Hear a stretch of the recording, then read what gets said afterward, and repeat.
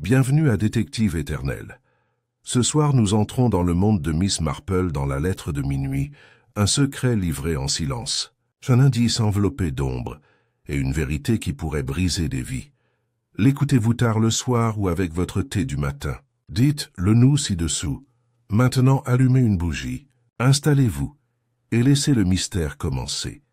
C'était le genre d'après-midi qui donnait l'impression que Sainte Mary Mead ne serait jamais touchée par le malheur. Les cloches de l'église avaient fini de sonner à midi, et le jardin du presbytère, décoré de banderoles, résonnait de rires et de bavardages polis. Les théières sifflaient doucement sur de longues tables à tréteaux et des plateaux de scones, méticuleusement préparés par le Women's Institute, étaient emportés par des jeunes filles en tablier blanc.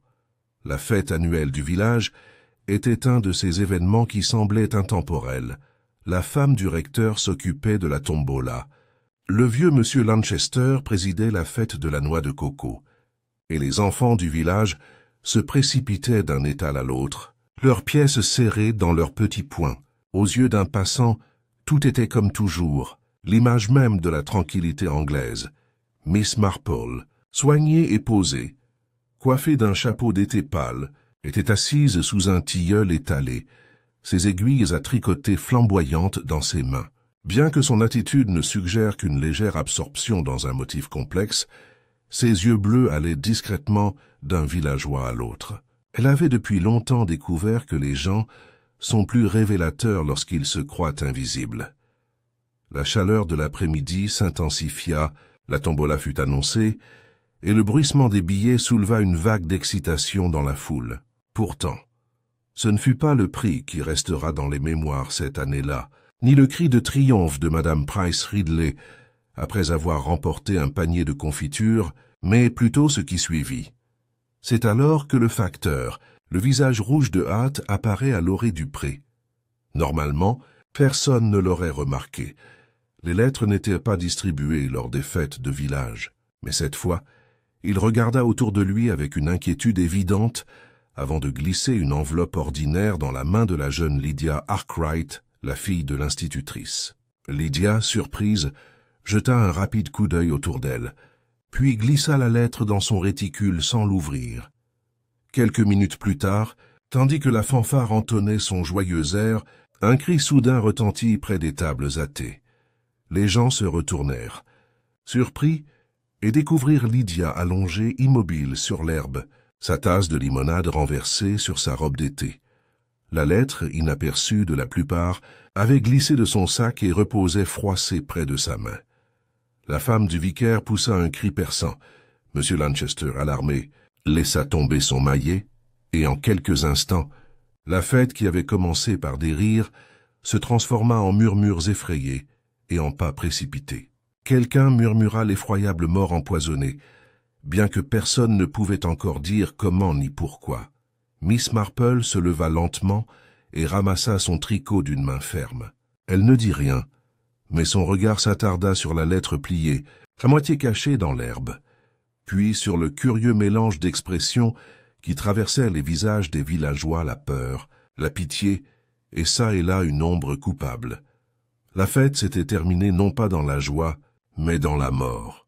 Et même si la police serait appelée, et que les langues feraient rage toute la soirée, Miss Marple savait déjà que ce n'était ni la limonade, ni les rires, qui comptaient le plus, mais la lettre de minuit parvenue à Lydia Arkwright, en cet après-midi lumineux et trompeur.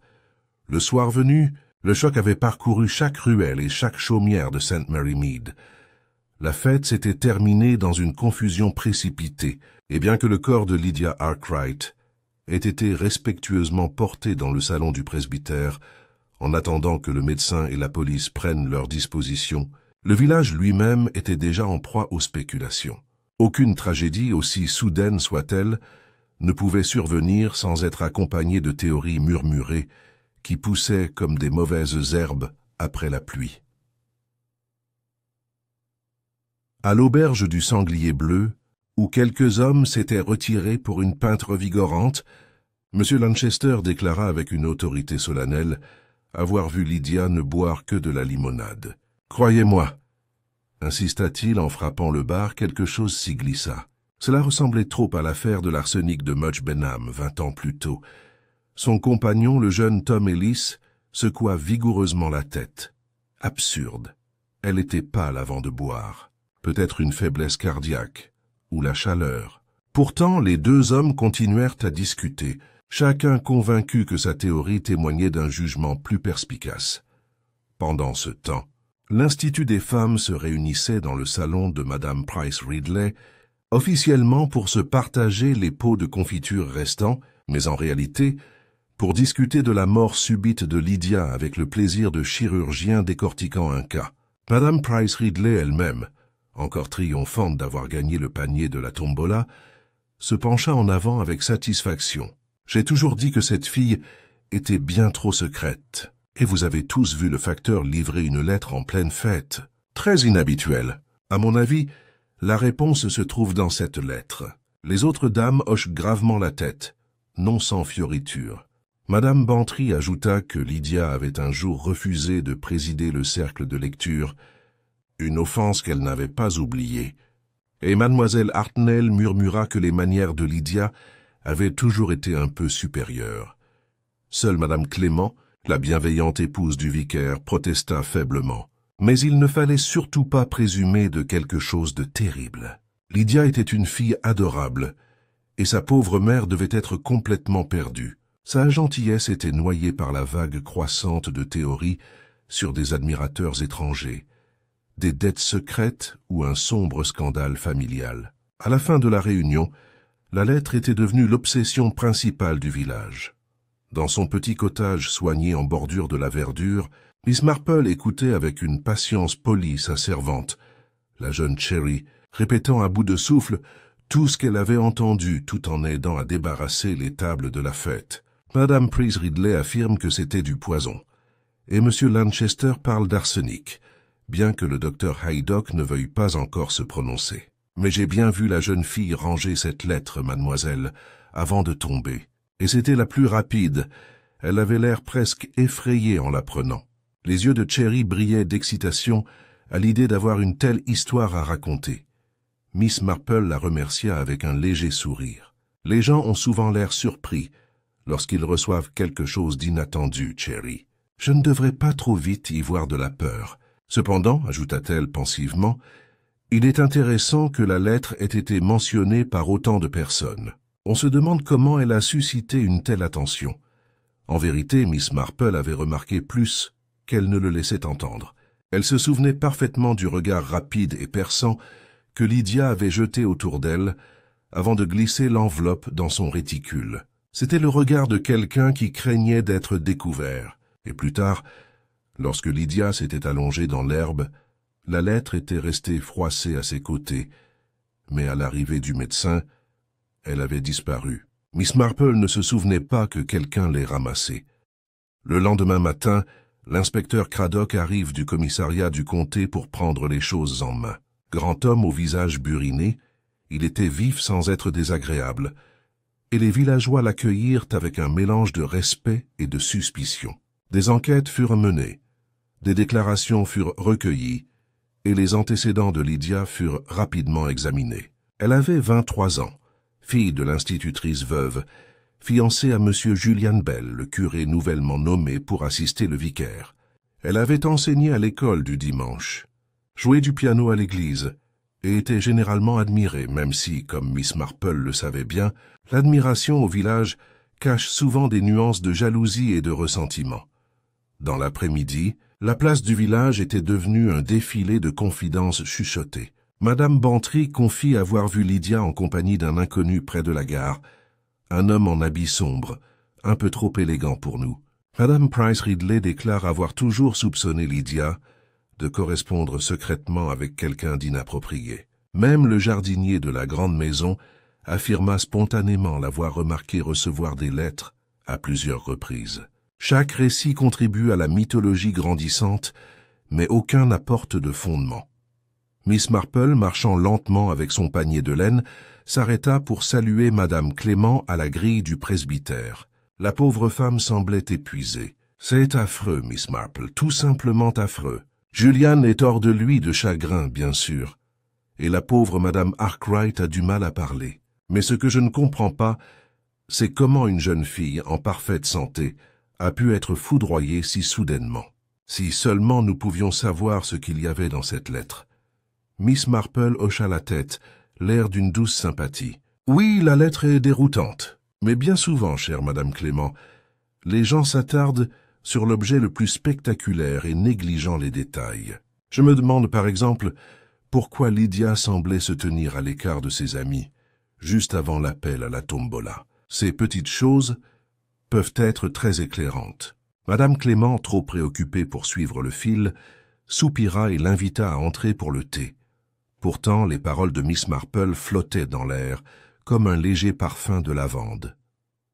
Le soir, le village s'était accordé, bien que jamais, à l'unanimité, sur le fait que la mort de Lydia avait dû être provoquée par un empoisonnement, la lettre servant soit d'appât, soit de menace. Les théories se multipliaient comme des champignons, un prétendant est conduit, une honte familiale, peut-être même du chantage. Pourtant, sous les rumeurs se cachait une peur plus tenace. Car si une jeune femme respectable pouvait être abattue en plein jour au cœur de leur fête, nulle à sainte. Mary Mead n'était pas à l'abri d'une malveillance cachée. Dans son salon, Miss Marple laissa tomber son tricot et contempla le jardin crépusculaire. Elle n'était pas effrayée, l'expérience l'avait depuis longtemps influencée vers les nuances les plus sombres de la nature humaine. Mais elle était pensive. Lydia Arkwright n'avait été ni universellement aimée ni universellement détestée, c'était une jeune femme pleine d'avenir, et dans de tels cas, les motivations sont rarement simples. Quelque part parmi les bavardages et les suppositions, la vérité se cachait. Et Miss Marple, avec sa tranquille certitude, savait que c'était le comportement humain, et non la chimie ou la médecine légale qui fournirait la clé. Pendant ce temps, le village continuait de bourdonner jusque tard dans la nuit, tissant des théories comme les fils d'une toile. Pourtant, personne ne se rendit compte que la vieille dame silencieuse au chapeau d'été pâle observait déjà où ces fils s'en mêlent et où, fatalement, ils se briseraient. L'inspecteur Craddock était un homme qui croyait en la valeur de l'ordre. Dès le lendemain de la fête, il avait établi son quartier général dans le bureau du presbytère, une pièce tapissée de sermons reliés en cuir et imprégnée d'une légère odeur de tabac à pipe. Les villageois, peu habitués à la vue d'un inspecteur du comté, passèrent devant le presbytère avec un mélange de révérence et d'effroi. Une voiture de police garée devant le portail suggérait une gravité indéniable. La mort de Lydia Arkwright n'était pas un simple évanouissement. C'était une affaire sérieuse. Les interrogatoires commencèrent promptement. Madame Arkwright, la mère de Lydia, resta assise dans un silence absolu pendant que l'inspecteur posait ses questions. C'était une femme d'un sang-froid de fer, le visage figé comme la pierre, même si ses mains tordaient un mouchoir jusqu'à l'effilocher. « Ma fille était appréciée, inspecteur. Elle n'avait aucun ennemi ici, aucun. Sa voix était rauque, trahissant davantage la fierté que le chagrin. Craddock, remarquant la dureté de son regard, se demanda intérieurement si Lydia avait été aussi universellement chérie que sa mère le supposait. De là, il s'adressa à Julian Bell, le jeune curé qui avait été le fiancé de Lydia. Les mains du garçon tremblaient tandis qu'il tentait de répondre. « Nous nous marierons en octobre, » dit-il, les yeux embués de détresse. Lydia était dévouée à ses élèves, à la paroisse. Elle n'avait aucun secret pour moi. Pourtant, tandis qu'il parlait, une rougeur lui monta aux joues et l'instinct de Craddock se piqua. Un jeune homme amoureux insistait souvent pour tout savoir. Pourtant, Lydia avait reçu une lettre que personne ne pouvait expliquer. La lettre demeurait le mystère central.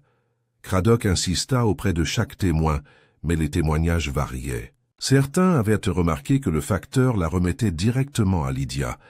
D'autres juraient qu'elle avait été discrètement remise derrière un étal. Quelques-uns insistaient sur le fait que l'enveloppe n'était pas timbrée, ce qui suggérait une remise en main propre. Interrogé sur son sort après l'évanouissement de Lydia, personne ne put le dire. Certains affirmèrent qu'elle était tombée dans l'herbe, d'autres qu'elle avait été arrachée. Un ou deux suggérèrent qu'elle n'avait jamais existé, que l'hystérie avait amplifié l'incident. Pourtant, trop d'observateurs l'avaient vue pour que cette théorie tienne. Miss Marple, autorisée à assister à plusieurs entretiens sous prétexte d'offrir du thé, écoutait avec une légère inattention. Son tricot s'allongeait sur ses genoux, le léger cliquetis des aiguilles se mêlant aux questions de l'inspecteur. Pourtant, son esprit s'agitait avec une précision silencieuse, rangeant chaque incohérence à sa place. Elle ne parlait que si on lui adressait la parole, mais lorsque Craddock la regarda, il ne put se défaire de l'impression qu'elle en savait plus qu'elle ne le laissait entendre. Madame Price Ridley se montra aussi volubile dans le bureau de l'inspecteur que dans son salon. « J'ai toujours dit que cette jeune fille fréquentait des gens au-dessus de sa condition, » déclara-t-elle. « Croyez-moi, inspecteur, cette lettre venait de quelqu'un avec qui elle n'aurait pas dû avoir de relation. Vous savez comment sont les jeunes femmes de nos jours, bien trop libres de leurs affections. Je l'ai vue un jour tard le soir, descendant l'allée en direction de la voie ferrée. Aucune jeune femme respectable n'y a ses affaires après la tombée de la nuit. Sa satisfaction de lui livrer ce morceau était manifeste. » Craddock prit note, bien qu'il ait appris à ignorer la moitié des déclarations de Madame Price Ridley. Pourtant, le regard de Mademoiselle Marple vacilla brièvement. L'allée en direction de la voie ferrée, ça d'autres se montrèrent moins utiles. M. Lanchester, troublé et essoufflé, insista de nouveau sur le poison, tandis que Madame Bantry élaborait l'histoire d'un mystérieux étranger aux airs d'étranger. Chaque témoin semblait désireux de dissiper les soupçons, souvent en suggérant les hypothèses les plus osées. Pourtant, au milieu des contradictions, une certitude s'imposait. Lydia avait entretenu une correspondance et non avec son fiancé. La lettre disparue planait sur toutes les théories comme un nuage noir. À midi, le docteur Haydock rend son rapport préliminaire. « Il y a des traces compatibles avec un alcaloïde végétal, » dit-il gravement. « Je ne peux pas encore déterminer s'il s'agissait d'atropine ou d'un composé similaire, mais l'effet fut rapide et décisif. La jeune fille ne souffrit pas longtemps. Le poison fut alors confirmé. Le village bourdonna de nouveau, chaque villageois répétant le mot avec un mélange d'horreur et d'excitation. Le poison était à la fois terrifiant et délicieusement mystérieux. N'importe qui pouvait en verser dans un verre. N'importe qui pouvait en avoir l'occasion. L'inspecteur Craddock, bien que peu porté sur le mélodrame, se retrouva avec une liste de suspects toujours plus longue. La mère de Lydia, fière et muette. Son fiancé, surexcité et évasif. Les femmes de l'Institut, dont les ragots laissaient entrevoir de vieux griefs. Même le facteur arrivé avec cette enveloppe fatale ne pouvait être totalement écarté. Pourtant, aucun mobile, aucun fil conducteur clair n'avait encore émergé. Ce soir-là, Miss Marple était assise près de son foyer. Le feu crépitait doucement, et elle repensait aux événements de la journée. Cherry avait de nouveau été débordante de nouvelles, rapportant que Madame Bantry avait juré avoir vu Lydia se disputer tranquillement avec quelqu'un près de la bibliothèque la semaine précédente. Et Madame Bantry affirme que c'était un homme, mademoiselle, bien qu'elle n'ait pas pu bien voir son visage. Elle dit que sa voix était sèche et que Lydia s'éloigna en larmes. Miss Marple hocha simplement la tête, ses aiguilles cliquetant sans cesse. Elle commençait déjà à soupçonner que la vie de Lydia était plus compliquée que son image publique ne le laissait entendre. Les pensées de Miss Marple se tournèrent à nouveau vers la lettre. Les lettres, d'après son expérience, étaient rarement aussi dramatiques qu'on le supposait. C'étaient des choses ordinaires, des factures, des invitations, de petits mots sans importance. Mais lorsqu'une lettre disparaissait et que tant de gens semblaient s'en souvenir différemment, c'était souvent parce que quelqu'un avait intérêt à occulter la vérité. Elle se souvenait d'un cas dans sa jeunesse où une lettre manquante avait été au cœur d'une dispute entre sœurs, et comment le moindre oubli avait révélé le coupable. La nature humaine, songea-t-elle, était sensiblement la même en 1925 qu'en 1885. Seuls les détails changeaient. L'inspecteur poursuivrait sans doute son enquête avec vigueur, Mais Miss Marple savait que les réponses ne viendraient pas d'analyses médico-légales ni de tests scientifiques. Elles surgissent de l'observation, d'un coup d'œil rapide, d'un rire nerveux, des incohérences entre les faits et les déclarations des gens. Elle avait déjà remarqué une ou deux petites particularités. Elle n'en parlerait pas encore, car ce n'était pas son genre d'intervenir prématurément. Mais elle continuerait d'observer. Observer, après tout, était son grand don. Dans le calme du soir, tandis que l'horloge de l'église sonnait 9 heures, Miss Marple s'accorda un instant de réflexion. Quelque part, à St. Mary Mead, quelqu'un était responsable de la mort de Lydia Arkwright. Ce pouvait être une personne debout, un simple villageois, mais c'était quelqu'un qui avait souri, hoché la tête et parlé innocemment lors de la fête, quelqu'un qui se croyait insoupçonné. Et tandis que les ombres s'allongeaient sur le village, Miss Marple comprit que le masque de respectabilité ne tiendrait pas éternellement. La vérité avait le don de remonter à la surface, aussi sûrement que les mauvaises herbes trouvent les fissures dans le trottoir. L'inspecteur Craddock, bien que minutieux par tempérament, n'était pas insensible à l'attrait de l'évidence. Le 3e jour après la fête, il avait déjà, du moins provisoirement, constitué les prémices d'une enquête. À ses yeux, 2 personnes se démarquent des autres, non pas tant par les preuves que par les circonstances. L'une était le jeune curé Julian Bell, dont le chagrin semblait trop empreint de culpabilité pour être naturel. L'autre était mademoiselle Hartnell, une femme d'âge mûr à la langue acérée, qui supportait depuis longtemps la présence de Lydia Arkwright à l'Institut des femmes. Tous deux, chacun à leur manière, avaient des raisons d'être en froid avec la jeune fille. Le curé fut d'abord convoqué dans le bureau du presbytère. Il arriva pâle et hagard, son col clérical lui serrant maladroitement la gorge. Craddock l'interrogea avec insistance, le pressant au sujet de ses fiançailles. Y avait-il eu des disputes, des désaccords? Des incendies. Julian balbutia ses dénégations, mais son regard se détourna sous le regard direct de l'inspecteur. « Nous étions heureux », insista-t-il. Bien sûr, il y avait des détails. Lydia était pleine d'entrain. Elle ne voyait pas toujours les choses comme moi. À cet aveu, sa voix vacilla. Craddock, saisissant sa faiblesse, se pencha en avant. « Et la lettre, monsieur Bell? Étiez-vous au courant d'une correspondance ?» Julian hésita trop longtemps. Ce silence lui-même était incriminant. « Non, dit-il enfin, mais sans conviction. » La nouvelle de l'interrogatoire du curé se répandit rapidement, et à l'heure du thé, le village avait pris sa décision. À l'auberge du Sanglier Bleu, les têtes hochèrent gravement la tête, tandis que M. Lanchester déclare « Écoutez-moi bien, la jeune fille avait l'intention de rompre.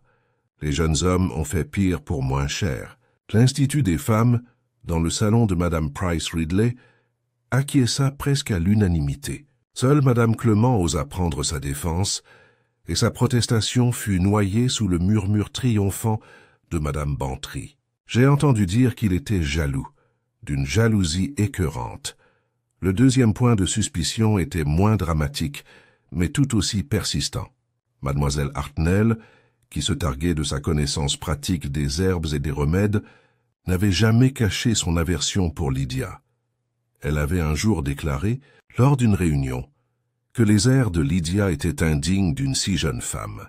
De plus, on savait qu'elle avait dans sa cuisine des teintures et des poudres qui, entre de mauvaises mains, peuvent être mortelles. De quoi faire jaser. Une femme qui s'y connaît en digital et en jusquiam, déclara Mme Price Ridley, pouvait facilement glisser quelque chose dans un verre. Bientôt l'histoire prit de l'ampleur, au point qu'on vit presque Mademoiselle Hartnell vider des bouteilles devant la limonade de fête. Miss Marple, quant à elle, écoutait avec sa sérénité habituelle. Elle connaissait Julian Bell depuis son arrivée dans la paroisse. Il était sérieux, peut-être trop, et comme beaucoup de jeunes ecclésiastiques, enclins au doute. Mais elle doutait qu'il ait la froide résolution de verser du poison dans le verre de sa fiancée devant la moitié du village. Quant à Miss Hartnell, elle était acerbe et envieuse, mais l'envie ne menait pas toujours au meurtre. Le village était très doué pour transformer de mesquines aversions en sombres motivations, mais Miss Marple savait que la véritable méchanceté était rarement aussi flagrante.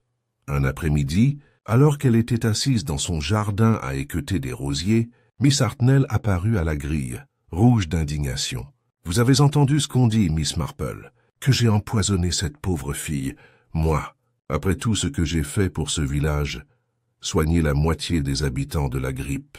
C'est scandaleux. » Ses yeux flamboyaient, et Miss Marple hocha doucement la tête. « Oui, ma chère, les gens disent les choses les plus cruelles quand ils ont peur.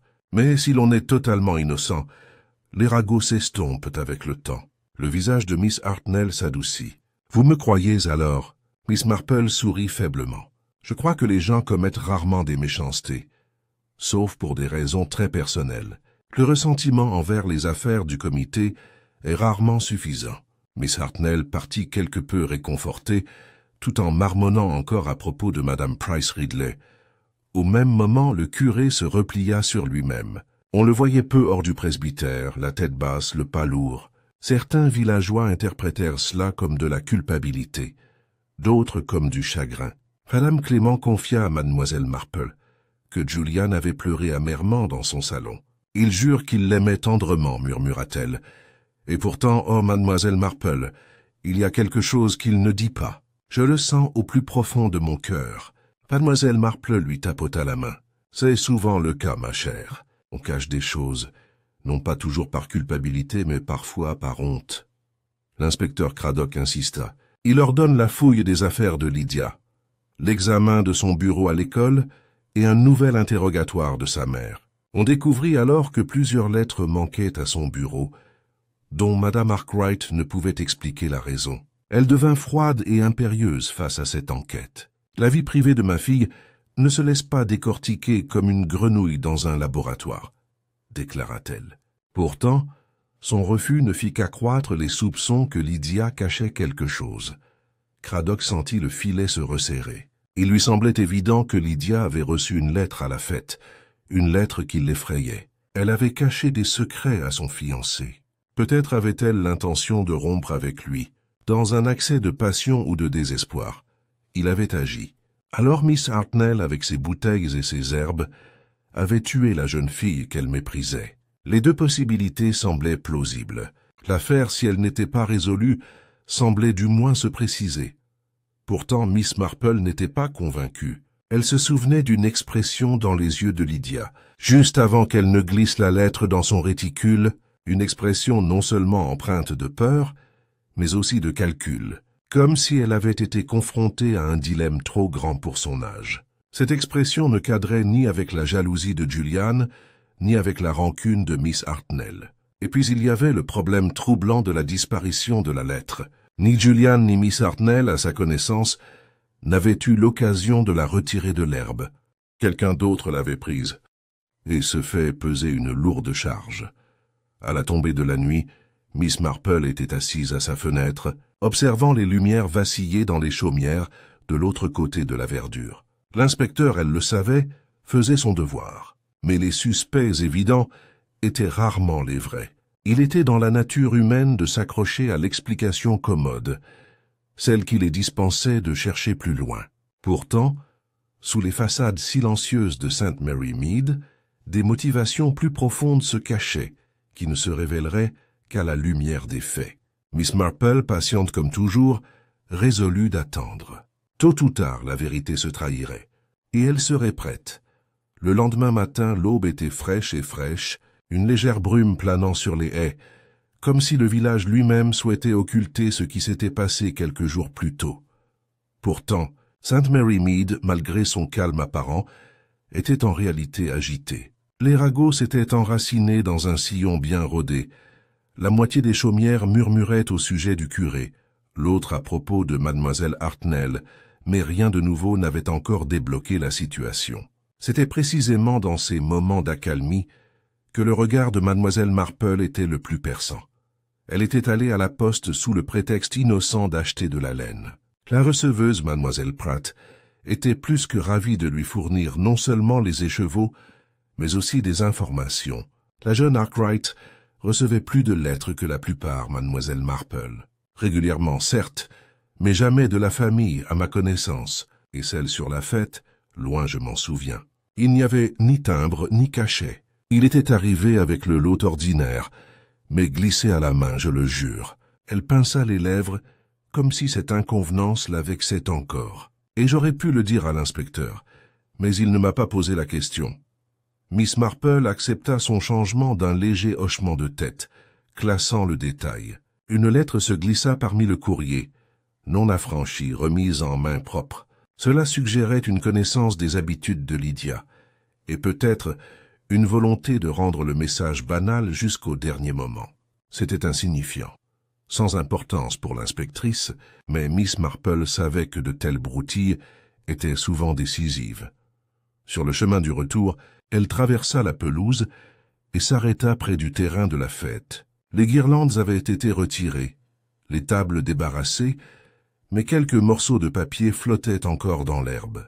Elle se pencha apparemment pour examiner une fleur et remarqua un morceau coincé dans la haie. Ce n'était plus qu'une demi-enveloppe, déchirée de part en part, mais de faibles traces d'écriture subsistent.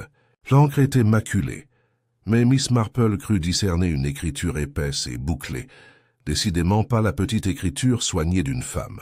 Elle la glissa soigneusement dans son réticule, l'air toujours aussi doux. Cet après-midi-là, l'inspecteur Craddock visita son cottage. Il avait déjà appris que Miss Marple était une figure incontournable de la vie du village, et bien qu'il doutât de la valeur de ses observations, il jugea courtois de les écouter. Autour d'une tasse de thé, il expose son cas. Le curé est faible, nerveux, évasif. C'était la meilleure occasion. Miss Hartnell a appris des choses sur les poissons. Un grief. Je ne peux ignorer ni l'un ni l'autre. Il jeta un coup d'œil à la vieille dame, assise à tricoter sereinement.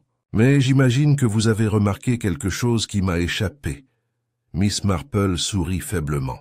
J'ai seulement remarqué que les gens effrayés voient précisément ce qu'ils s'attendent à voir. Pauvre Julian, sa nervosité le fait paraître coupable, et la pauvre Miss Hartnell, avec sa langue, est toujours accusée. Mais parfois, inspecteur, la vérité se cache dans ce qui est si ordinaire que personne n'y pensa deux fois.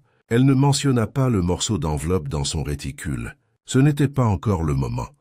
Pendant ce temps, l'école où Lydia avait enseigné restait fermée, ses élèves dispersés parmi leurs proches pour la semaine.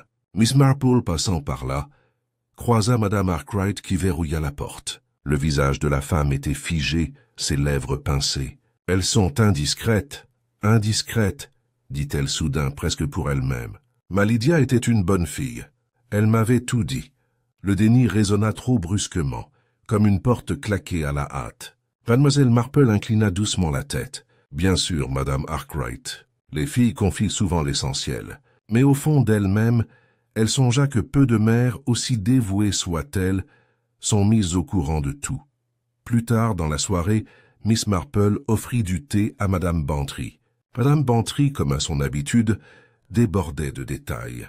Et dire que Lydia recevait des lettres dont personne ne connaissait l'existence. Je me souviens que la semaine dernière, elle était à la bibliothèque et j'aurais juré qu'elle avait glissé un livre sous son bras sans le consulter correctement. Elle était toute rouge, comme si elle craignait d'être surprise. Étrange, non? Miss Marple convenait que c'était effectivement étrange. Même si elle savait que lorsqu'on se remémorait des événements après une tragédie, on les brodait souvent. Pourtant, elle demanda prudemment de quel livre il s'agissait. Madame Bantry fronça les sourcils. « En quelque chose d'ennuyeux de botanique, je crois. » Le lendemain matin, Miss Marple se rend elle-même à la bibliothèque.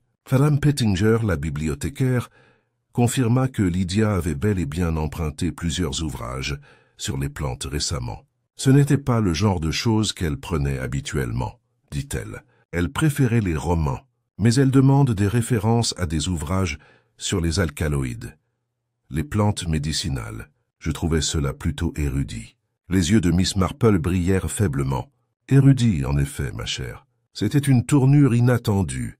Lydia étudiant elle-même les poisons. Cela ne collait pas vraiment avec l'image d'une victime innocente. Miss Marple quitta la bibliothèque avec plus de questions que de réponses, même si elle les dissimulait aussi facilement que le bout d'enveloppe. À l'inspecteur, elle ne dit rien pour l'instant. Aux yeux des villageois, elle n'apparaîtra que comme la gentille vieille dame avec son tricot. Mais dans son esprit, des fils commençaient à se tisser entre la lettre remise en main propre, la correspondance disparue, l'intérêt soudain de Lydia pour les poisons et l'enveloppe curieusement disparue. Chaque chose était insignifiante, une bagatelle. Mais Miss Marple avait élaboré bien des solutions à partir de ces bagatelles. Alors que le jour touchait à sa fin, elle était assise près de sa fenêtre, observant l'allumeur de réverbères faire sa ronde. Pour la plupart, l'affaire semblait en équilibre précaire entre deux suspects faciles à prédire. Mais Miss Marple était certaine que la balance allait bientôt basculer, et pas dans le sens attendu. Quelque part dans l'ombre de St. Mary Mead, la vérité grondait, silencieuse, cachée, attendant le moment opportun pour éclater. Et elle, avec ses aiguilles qui claquaient doucement, comptait bien être prête à ce moment-là. Le village commençait à se diviser en camps. D'un côté se tenaient ceux qui étaient convaincus de la culpabilité de Julian Bell, murmurant que personne d'autre n'avait de mobile suffisant. De l'autre, ceux qui regardaient Mademoiselle Hartnell avec suspicion, soulignant son acerbité et sa familiarité suspecte avec les herbes. L'inspecteur Craddock, bien qu'il ne se soit pas déclaré ouvertement, semblait pencher pour le curé. C'était le cours normal des choses. À St. Mary Mead adhère à une théorie, et chaque détail nouveau pouvait s'y adapter. Pourtant, sous la confortable certitude des ragots, des courants plus sombres se faisaient jour. Les enquêtes de l'inspecteur avaient révélé des faits restés en suspens pendant des années, et tout le monde n'accueille pas favorablement leurs révélations. Le premier choc survient lorsque M. Lanchester est convoqué au presbytère pour interrogatoire. Vieil homme jovial, amoureux de son jardin et de ses pintes, il n'avait jamais été impliqué dans un scandale. Mais au cours de la conversation, il laissa échapper qu'il avait autrefois prêté une somme considérable à la mère de Lydia. Pour les réparations de l'école, expliqua-t-il précipitamment en tirant sur son col. Des années auparavant, bien sûr, mais elle ne lui fut jamais remboursée intégralement. Elle promit, mais il haussa les épaules, le regard mal à l'aise. Craddock le remarqua avec intérêt. L'argent, après tout, était un mobile aussi puissant que la jalousie. La seconde révélation vint de Madame Bantry, qui manquait rarement une occasion de broder une histoire. Elle confia à Mademoiselle Marple, avec l'air d'une femme qui distribue des trésors, avoir surpris une dispute entre Lydia et sa mère au cimetière il y a moins de 15 jours. C'était acerbe, Jane, très acerbe. Lydia parla d'être libre de choisir, et Madame Arkwright rétorqua qu'elle gâcherait tout si elle désobéissait. « Qu'en pensez-vous » Mademoiselle Marple, ses aiguilles cliquetant paisiblement, murmura que mères et filles se disputaient souvent pour des broutilles. Pourtant, au fond d'elle-même, elle gardait ces mots. Libre de choisir, choisir quoi exactement? Un mariage? Un chemin de vie? Ou quelque chose de bien plus périlleux? Pendant ce temps, l'inspecteur Craddock poursuivait l'affaire des lettres disparues. Pressée de questions, Madame Arkwright se raidit encore plus. Elles étaient insignifiantes, insistantes, de vieilles camarades de classe, rien de plus. Je les ai détruites moi-même. Sa main tremblait tandis qu'elle parlait, et ses yeux se fixèrent sur la fenêtre comme pour fuir. Craddock n'était pas satisfait, mais sans preuve, il ne pouvait rien faire de plus. Il quitta le presbytère déstabilisé, soupçonnant que derrière la fière façade de la veuve se cachait quelque chose de plus. Un murmure d'un autre genre provenait du Blue Boar, où Tom Eliski, à la vue de tous, affirmait avoir vu Lydia marcher dans la ruelle avec un inconnu. « Pas du coin », déclara-t-il en baissant la voix pour faire effet. « Un élégant manteau, une coupe londonienne. Ça aurait pu être un avocat ou un de ses commerçants. » Ils parlèrent avec véhémence, et quand il me vit, ils se séparèrent rapidement. Personne ne put vérifier son histoire. Pourtant, elle se glissa dans le courant des ragots et se précisa à chaque récit. Bientôt, l'inconnu devint un prétendant, un créancier, voire un maître chanteur selon qui la répétait. Miss Marple écoutait, sans jamais contredire, sans jamais embellir. Elle avait appris depuis longtemps que les gens en disent plus lorsqu'ils croient qu'on accepte leur version. Ce qui l'intéressait n'était pas l'histoire en elle-même, mais la manière dont elle était racontée, les pauses, les petites emphases, l'empressement à attribuer les torts. Chacune en disait plus sur l'orateur que sur Lydia. Un soir, Madame Clément, pâle d'inquiétude, chercha la compagnie de Mademoiselle Marple. La tension est terrible, Jane. Julian mange à peine et on le traite comme s'il était déjà condamné. Et pourtant, elle hésitait, en tordant son mouchoir. Il m'avait confié quelque chose hier soir. Il disait que Lydia était différente ces derniers temps. Distraite, comme si elle avait l'esprit ailleurs. Il la supplia de se confier à lui, mais elle se contenta de sourire et dit qu'il le saurait bien assez tôt. Qu'avait-elle bien pu vouloir dire? Mademoiselle Marple lui tapota doucement la main. Les secrets, ma chère, sont souvent plus lourds à porter qu'à ceux à qui on les cache. La pauvre fille portait quelque chose qu'elle ne pouvait partager. C'est clair. Le lendemain, une scène plus dramatique que n'importe quelle rumeur se produisit. Mademoiselle Hartnell, exaspérée au-delà de toute attente, confronta Madame Price Ridley au milieu de la rue principale. « Si vous répétez cette vile calomnie, je vous ferai rendre des comptes », s'écria-t-elle d'une voix vibrante. « Je n'ai jamais empoisonné personne de ma vie, et je ne le ferai pas. Vous êtes une femme rancunière et malveillante, et tout le monde le sait. » Les villageois, s'arrêtant pour faire leurs courses, observèrent avec délectation Madame Price Ridley se redresser, rouge d'indignation. « Si vous n'avez rien à cacher, pourquoi êtes-vous sur la défensive ?» rétorqua-t-elle. La dispute ne prit fin que lorsque M. Lanchester s'élança pour les séparer, le visage rouge et haletant. Pourtant le mal était fait. Le village était divisé et les esprits s'échauffaient. L'inspecteur Craddock n'était pas mécontent de la dispute. À son avis, la culpabilité se révélait souvent sous la pression. Mais Miss Marple, qui avait assisté à l'altercation depuis la fenêtre de son cottage, secoua la tête. « Non, non, murmura-t-elle. Quand on est véritablement coupable, on ne proteste pas aussi ouvertement. C'est à l'innocent de se défendre haut et fort. Le coupable se tait, espérant passer inaperçu. Ce soir-là, tandis qu'elle tirait son tricot, Miss Marple se tourna de nouveau vers le morceau d'enveloppe caché dans son tiroir. Une écriture large et masculine, peut-être celle du mystérieux inconnu de la voie ferrée. L'intérêt soudain de Lydia pour les poisons, sa dispute avec sa mère, sa correspondance secrète, son air distrait. Le motif était encore flou, comme un dessin à moitié tissé, mais les fils étaient là, à suivre. Pendant ce temps, l'inspecteur Craddock annonçait que l'enquête aurait lieu dans la semaine.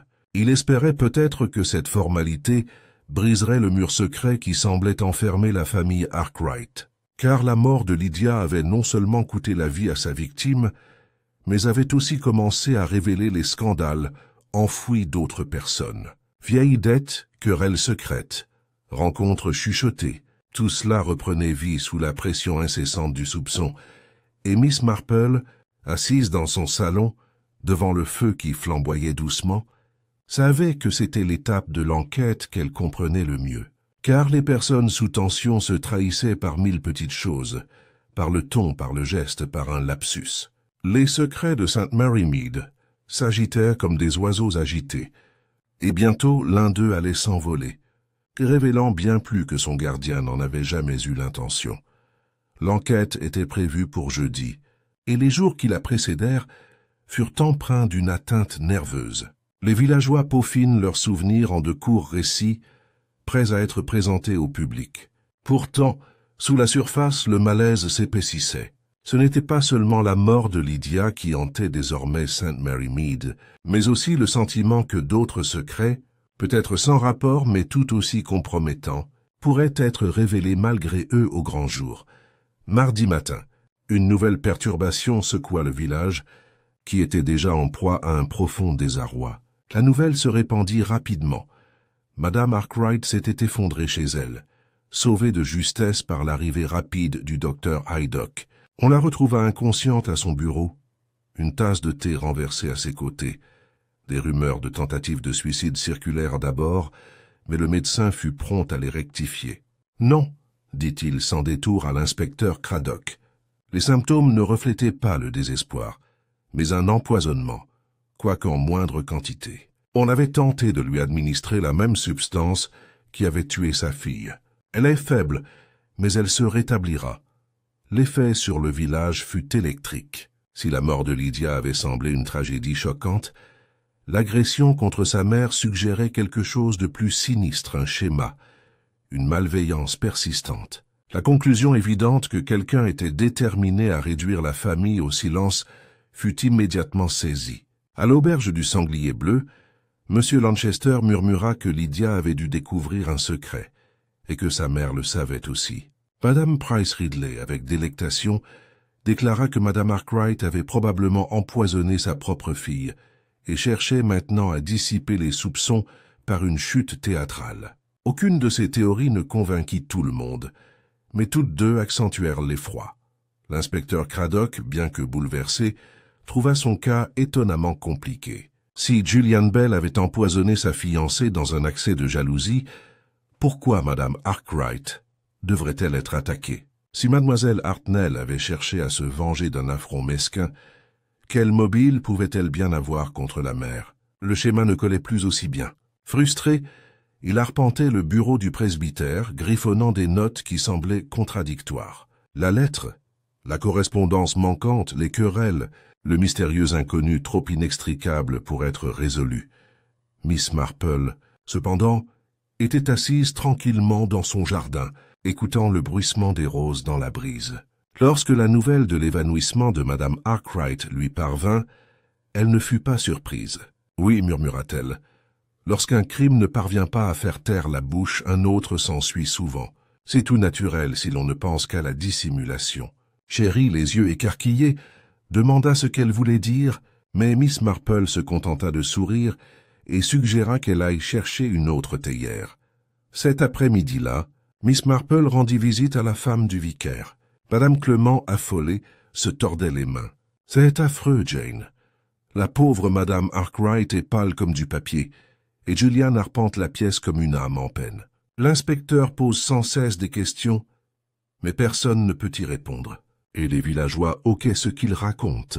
Que Lydia n'était pas aussi innocente qu'elle le paraissait, qu'il y avait un homme de Londres, que Madame Arkwright elle-même dissimulait sa honte. Miss Marple écoutait avec une douce patience, le regard pensif. Les gens sont rarement aussi innocents ou aussi coupables qu'on les dépeint, ma chère.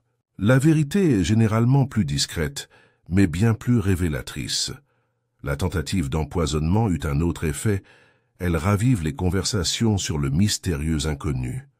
L'histoire de Tom Ellis, celle de Lydia aperçue près de la voie ferrée, se répéta avec une ferveur renouvelée. Certains jurent maintenant avoir aperçu un homme de grande taille en manteau sombre, le jour même de la fête, debout au fond de la place. D'autres étaient persuadés que Lydia avait reçu de l'argent par la poste. Une silhouette obscure commença à émerger dans l'imaginaire collectif, un créancier, un séducteur, un maître chanteur, selon qui la racontait. Miss Marple observa l'évolution de l'histoire avec un vif intérêt. « Oui, se murmura-t-elle un soir, on aime tant créer un méchant à partir de bric-à-brac, mais parfois ces bric-à-brac sont bien réels, si on les met en ordre. » L'inspecteur Craddock, frustré, se tourna de nouveau vers le curé. Il confronte Julian Bell à la nouvelle de l'évanouissement de Madame Arkwright. Le jeune homme bouleversé protesta avec véhémence. « Je n'y suis pour rien, je le jure. J'aimais Lydia, et sa mère m'a toujours traité avec gentillesse. Vous devez me croire. » Pourtant, sa véhémence même parut suspecte à l'inspecteur. Il ne parvenait pas à concilier le chagrin de Julian avec la froide rue qui exigeait une telle seconde tentative. Mademoiselle Hartnell, elle aussi, restait dans le viseur de l'inspecteur, plus par inertie que par conviction. Sa dispute avec Madame Price Ridley ne lui avait pas été favorable, mais lorsque Craddock la pressa, elle lança sèchement. « Si je voulais du mal à Madame Arkwright, inspecteur, je ne le ferais pas avec tous les villageois qui me regardaient. » Ces paroles, aussi acerbes fussent-elles, étaient pleines de bon sens. C'est durant cette période troublée que Miss Marple reçoit la visite de la jeune chérie, qui aidait chez Madame Arkwright. « C'est vraiment étrange, mademoiselle, » confie Chérie. Quand le médecin arriva, il débarrassa le bureau de ses papiers, et je vis quelque chose tomber par terre. Juste un petit bout, mais on aurait dit le coin d'une enveloppe. Et avant que quiconque ne le remarque, Madame Arkwright se baissa et le glissa dans son tablier. Elle était à moitié évanouie, remarquez, mais elle serrait ce bout de papier comme un trésor. Les aiguilles de Miss Marple s'immobilisèrent un instant. « En effet, dit-elle doucement, c'est très intéressant, chérie. Très intéressant, en effet. La tentative d'empoisonnement, au lieu d'éclaircir les choses, n'avait fait que épaissir le mystère. Si quelqu'un souhaitait réduire Madame Arkwright au silence, c'était qu'elle savait quelque chose. Mais quoi? Les lettres manquantes, les disputes, l'inconnu, tout cela révélait une vérité cachée. Pourtant, Miss Marple sentait que la clé ne résidait pas dans les éléments dramatiques, mais dans les subtiles et discrètes incohérences. L'intérêt de Lydia pour la botanique, son regard surpris à la réception de la lettre, le déni catégorique de sa mère. Des éléments d'un schéma se dessinaient, bien que faiblement. Alors que le crépuscule s'installe sur St. Mary Mead, l'horloge de l'église sonnant 7 heures, Miss Marple posa son tricot et contempla le jardin. Le village était inquiet, l'inspecteur perplexe, les suspects plus divisés que jamais.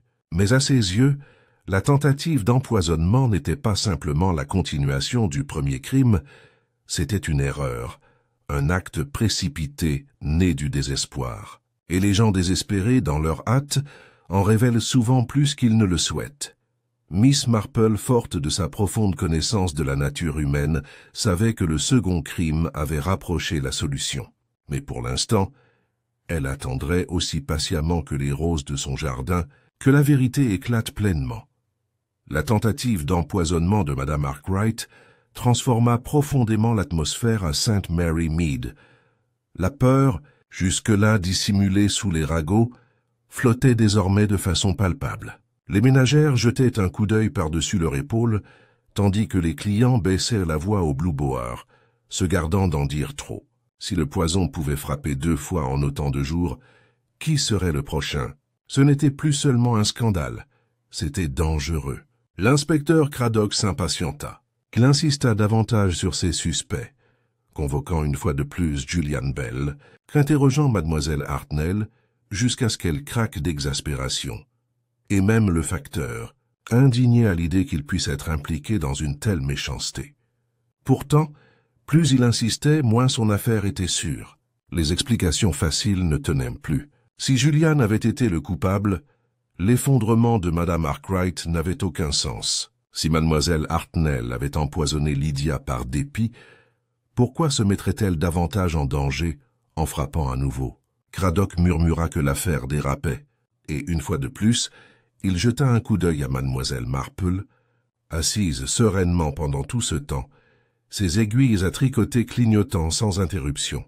Miss Marple, bien que d'apparence tranquille, était absorbée par sa propre enquête. Elle n'interrogeait pas les suspects, avec des questions sévères, et ne leur demandait pas de compte-rendu. Au contraire, elle se déplaçait avec douceur parmi eux, parlant de la météo, des jardins et des petits détails de la paroisse, son œil perçant la moindre inflexion. La nature humaine, avait-elle souvent pensé, se révèle plus clairement quand on s'y attend le moins. Sa première visite fut chez Madame Arkwright, désormais suffisamment rétablie pour recevoir des invités. La veuve était allongée, calée sur des oreillers, le visage pâle, mais ses manières toujours aussi impérieuses. « On dit que quelqu'un a voulu me tuer », déclara-t-elle. Absurde. L'inspecteur invente des dangers. Ma Lydia a été victime d'un cruel accident. Rien de plus. Miss Marple, souriant doucement, répondit que les accidents étaient rarement répétés avec autant de précision, chère Madame Arkwright. Mais j'ose croire que vous savez mieux que quiconque quels ennemis votre fille a pu se faire. À ces mots, les yeux de la veuve vacillaient, trahissant quelque chose derrière la façade. Ma fille n'avait pas d'ennemis, dit-elle sèchement. C'était une bonne fille. Miss Marple remarqua la façon dont elle serrait fermement ses mains sur la couverture, la façon dont elle évitait le regard de sa visiteuse. Ce n'était pas l'attitude d'une femme en paix avec la vérité. Plus tard dans la journée, Miss Marple rencontra Julian Bell dans le cimetière. Il se tenait près de la haie d'if, les épaules voûtées, les lèvres remuant dans une prière silencieuse. Lorsqu'il se retourna à son salut, ses yeux étaient rouges. « Je ne sais pas quoi faire, Miss Marple », avoua-t-il d'une voix brisée. « Ils me croient tous coupables. Je l'aimais. Quels que soient les secrets que Lydia gardait, ils n'étaient pas à moi. J'aurais tout pardonné. » Miss Marple posa doucement la main sur son bras. « L'amour, mon cher, ce n'est pas tant le pardon que la compréhension. Lydia avait ses secrets, c'est vrai. Mais les secrets ne sont pas toujours synonymes de trahison. Parfois, ils sont synonymes de protection. Il la regarda d'un air absent, incapable de suivre, mais ses paroles le calmèrent quelque peu. Miss Hartnell se révéla moins facile à apaiser. Lors de sa visite, Miss Marple trouva la femme en pleine agitation dans sa cuisine, les bocaux s'entrechoquant. « On murmure que je garde des poisons ici », s'écria-t-elle. Comme si tous les apothicaires du pays ne proposaient pas de teinture plus forte que les miennes. « Je ne ferai pas de mal à une mouche. » Miss Marple hocha lentement la tête. « Absolument pas. » Et ceux qui protestent trop bruyamment sont souvent des innocents, car la culpabilité préfère se cacher. Le regard de Miss Hartnell s'adoucit à ces mots, et elle lui fourra un pot de confiture dans les mains. « Tu es la seule à avoir du bon sens, Jane, » dit-elle presque avec gratitude. Il était clair pour Miss Marple que les suspects évidents étaient des fausses pistes. Le véritable coupable se cachait, protégé par l'empressement du village à condamner les francs-parlers ou les nerveux. C'est ainsi qu'elle conçut son test silencieux. Non pas un piège de menottes et d'interrogatoire, mais quelque chose de plus subtil, un test de réaction. Car au cours de ces longues années, elle avait constaté que rien ne trahit aussi vite un esprit coupable qu'une remarque fortuite lancée au hasard d'une conversation. L'occasion se présenta au goûter hebdomadaire de Madame Price Ridley. Près de la moitié des dames du village étaient présentes, avides de nouvelles.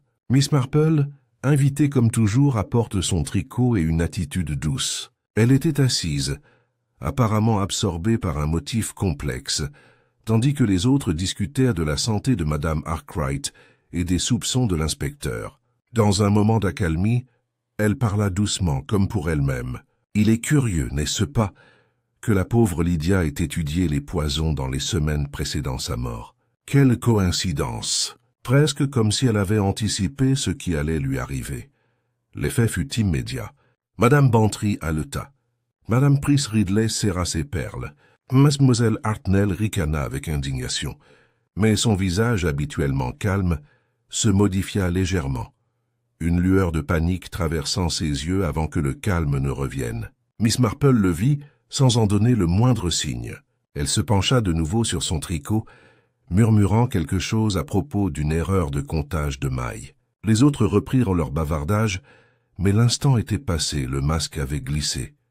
Ce soir-là, dans son salon, Miss Marple réfléchissait tranquillement. Elle n'avait pas encore de preuves, pas au sens où l'aurait exigé l'inspecteur, mais elle avait suffisamment de confirmation dans la nature humaine. Quelqu'un dans cette pièce avait eu vent de l'intérêt de Lydia pour les poisons, et il le savait pour en avoir discuté, peut-être même pour s'en être disputé. Quelqu'un avait des raisons de craindre que ce détail ne soit révélé, et quelqu'un dans sa panique s'était révélé à son regard perçant. Le schéma se propose désormais. La lettre remise en main propre, les disputes de Lydia, la correspondance disparue, l'attentat contre Madame Arkwright Hall étaient liés par un fil de secret, par quelque chose que Lydia avait découvert ou menacé de révéler. Et le coupable, se croyant à l'abri derrière le brouhaha des ragots, avait oublié le danger d'un simple regard indiscret. Miss Marple plia son tricot et le posa soigneusement près de sa chaise. Le temps de l'observation silencieuse touchait à sa fin. Bientôt elle le savait. La vérité devrait être révélée au grand jour, aussi doucement mais fermement qu'on arrache les mauvaises herbes d'un parterre.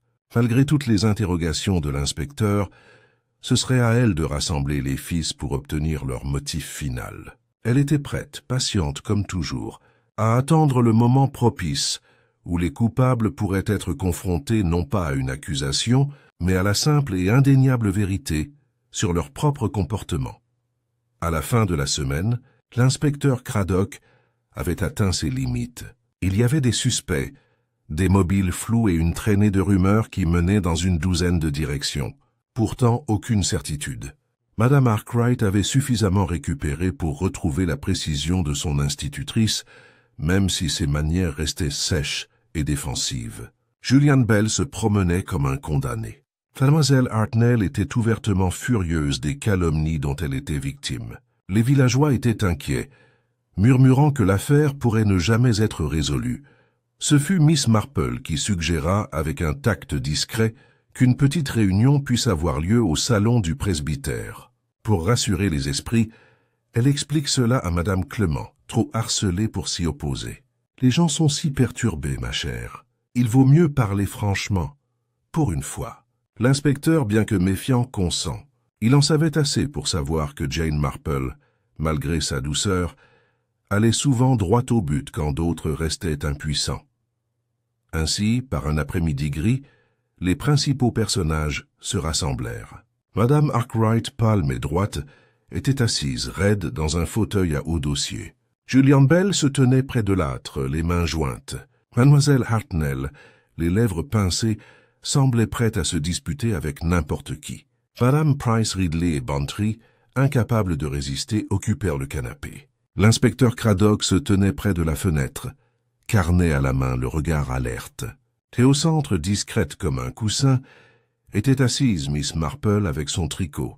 Elle commença avec douceur, non par des accusations, mais par des observations. « Il est curieux, dit-elle, ses aiguilles cliquetant doucement, de voir combien souvent nous oublions l'importance des plus petites choses. La mort de la pauvre Lydia a été entourée de nombreuses discussions sur des prétendants jaloux, des querelles, des herbes et des teintures. Mais ce qui a été oublié, c'est la question la plus simple de toutes, qu'est-ce qui a effrayé Lydia à la fête.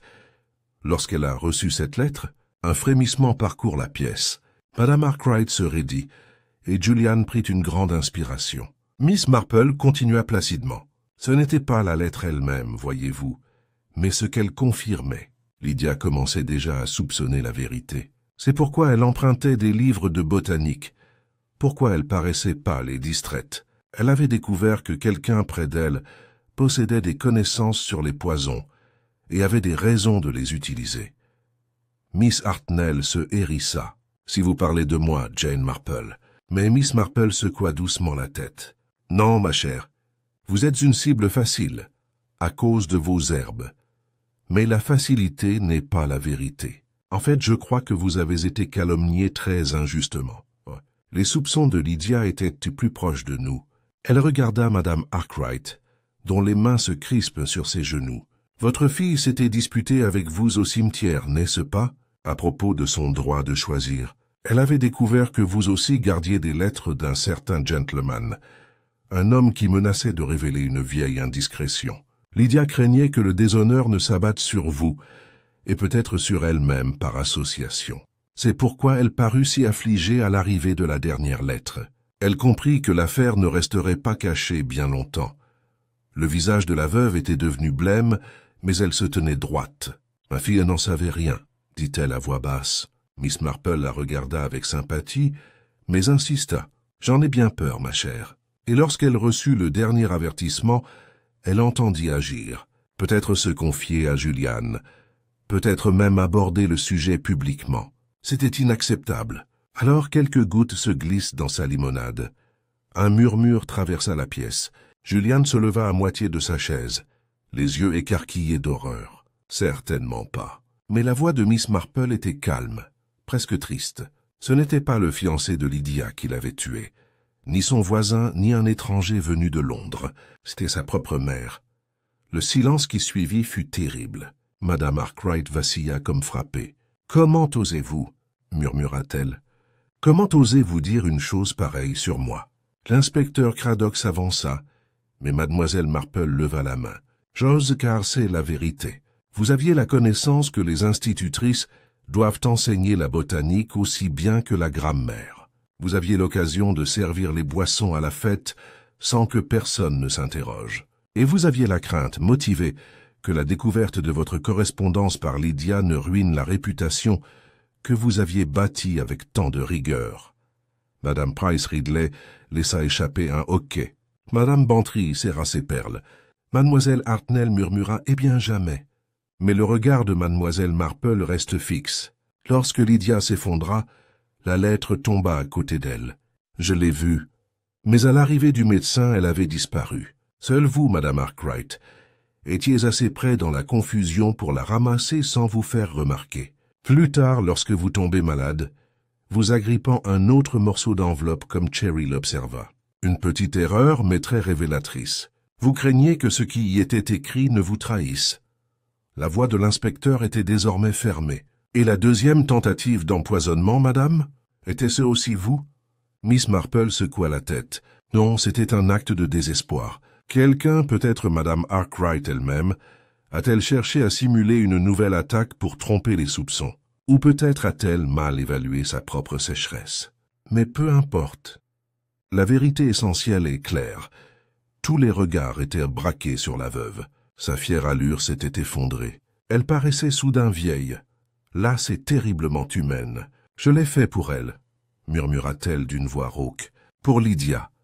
Elle était trop innocente pour comprendre le monde. Si la vérité éclatait, que j'avais été trompé, qu'un homme détenait des lettres sur moi, cela aurait ruiné ses projets, ses fiançailles, tout.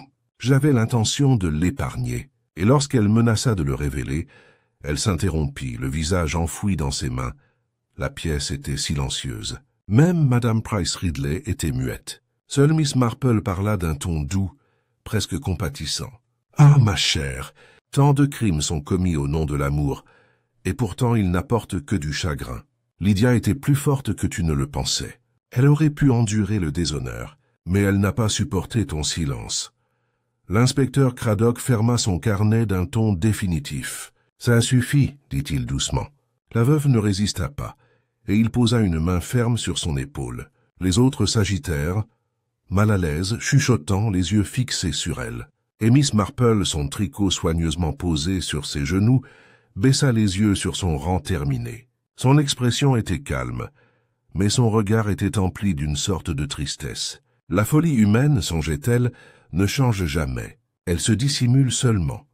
Dans les jours qui suivirent la confession, St. Mary Mead s'installa dans un silence plus pesant que les ragots. Le village, si prompt à spéculer et à juger, se sentit abasourdi, comme s'il lui avait été coupé le souffle, car la vérité était bien plus terrible que ce que quiconque avait osé murmurer. Une mère si fière, si inflexible, avait ôté la vie à sa propre fille au nom de la protection. Même Madame Price Ridley fut plongée dans un silence inhabituel, et Madame Bantry, lorsqu'elle en parlait, le faisait à voix basse, comme si elle craignait que les murs ne l'entendent. L'inspecteur Craddock, après avoir fait son rapport, quitta le village avec l'air las d'un homme qui avait trop vu la folie humaine. Il s'était montré respectueux envers Miss Marple, même s'il ne comprenait pas vraiment comment elle avait pu voir ce qu'il avait négligé. « On remarque les broutilles », avait-il dit avec tristesse au moment de leur départ. Et les broutilles, semble-t-il, sont au cœur de tout. Miss Marple s'était contentée de sourire et de faire remarquer que la nature humaine est très semblable où qu'on la trouve, que ce soit dans les grandes villes ou les petits villages. Madame Arkwright fut emmenée discrètement, sans éclat ni protestation. Elle devint pâle et figée, telle une statue de pierre, ne prononçant aucun mot pour sa défense, hormis ce qu'elle avait avoué au presbytère. Certains la plaignirent, d'autres la condamnent, mais tous s'accordèrent à dire qu'elle avait vécu trop longtemps prisonnière de son orgueil. Julian Bell, accablé de chagrin et de désarroi, partit peu après chez des proches dans le Devon. La paroisse avait perdu son jeune vicaire, et avec lui, l'ombre du scandale planait. Mademoiselle Hartnell, rétablie à sa place à l'Institut des femmes, affichait une hauteur nouvelle, clamant haut et fort son innocence. Pourtant, même elle parla moins sèchement pendant un temps, comme attristée par la façon dont elle avait failli être injustement ruinée. La fête du village était restée dans les mémoires non pas pour des tombolas ou ses prix, mais pour la mort qui avait attiré la police et, finalement, la honte. Les enfants prenaient un air grave en passant devant le green. Le cocotier était abandonné, sa charpente démontée, comme si la joie de l'été ne pouvait jamais vraiment revenir. Les gens s'arrêtaient encore pour discuter sur le pas des portes, mais leurs paroles étaient plus douces, leurs regards plus prudents. Nul ne savait où le soupçon allait enfin tomber, car la confiance avait été ébranlée là où elle avait autrefois été la monnaie d'échange la plus forte. Miss Marple, cependant, continuait sa vie comme si rien n'avait changé. Elle désherbe ses rosiers, va à l'église et sert le thé à ses amis, écoutant avec sa patience habituelle. Pourtant, ceux qui la connaissaient le mieux remarquaient une certaine sérénité chez elle, comme si elle portait plus lourdement que les autres le poids de ce qui venait d'être révélé. Lorsque Madame Clément vint la voir un après-midi, l'esprit troublé, Miss Marple la réconforta avec douceur et sagesse. « C'est affreux. Jane, murmura la femme du pasteur, l'amour maternel s'est transformé en quelque chose de si destructeur. Je ne peux pas l'accepter. » Miss Marple posa son tricot. « L'amour, ma chère, peut être très égoïste. Il se déguise souvent sous des vêtements nobles, mais sous lui, il n'y a parfois que la peur de perdre la face, la peur de la honte, la peur de ne pas être parfait aux yeux des autres. La pauvre Madame Arkwright aimait sa fille, mais elle aimait encore plus son orgueil. Et l'orgueil non maîtrisé peut mener à des choses terribles. » Madame Clément s'essuya les yeux. Mais Lydia était une fille si brillante et si sage. Elle ne méritait pas un tel sort. Miss Marple soupira doucement. « Rares sont ceux qui le méritent, ma chère. La tragédie n'est pas seulement qu'elle soit morte, mais qu'elle n'ait jamais eu la chance de vivre pleinement, de faire ses propres choix. » Sa mère croyait lui épargner la douleur, mais en réalité, elle l'a privée de la possibilité de la supporter et de devenir plus forte.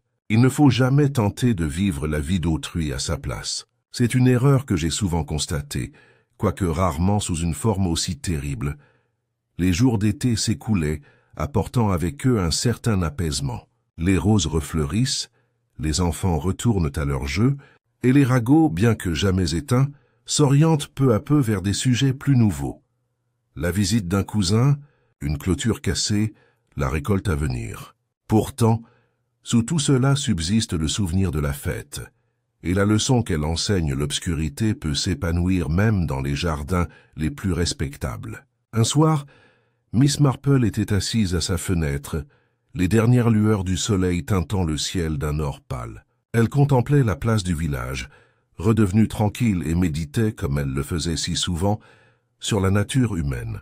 Les gens, pensa-t-elle, sont infiniment surprenants, capables de bonté comme de cruauté, d'égoïsme comme de sacrifice. On ne sait jamais ce qui se cache derrière un sourire courtois, quel secret un cœur cache. Et pourtant, songea-t-elle, c'est précisément pour cela qu'il faut observer attentivement, écouter, et ne jamais négliger le moindre indice. Ses aiguilles claquaient doucement, tandis qu'elle reprenait son tricot, le feu flamboyant à ses côtés. Pour tout passant, elle n'était qu'une vieille dame absorbée par son ouvrage. Mais dans son esprit vif, les fils d'une autre tragédie humaine avaient été soigneusement noués et bouclés. Demain, peut-être, conseillerait-elle Madame Bantry au sujet du mildiou sur les roses, ou consolerait-elle la jeune chérie d'une déception amoureuse? La vie continuait. Pourtant, toujours, au plus profond de sa mémoire, demeure la lettre de minuit, la fierté de la mère et la fin tragique de la fille. Miss Marple plia enfin son tricot, le mettant de côté, avec un soupir plus pensif que las. « Les gens, murmura-t-elle, font les choses les plus étranges pour les raisons les plus étranges. Et toujours, c'est la nature humaine qui l'explique. » Puis, avec son calme habituel, elle éteignit la lampe et se prépara à aller se coucher, laissant le village une fois de plus paisible, du moins sous le regard attentif de celui qui comprenait trop bien les faiblesses.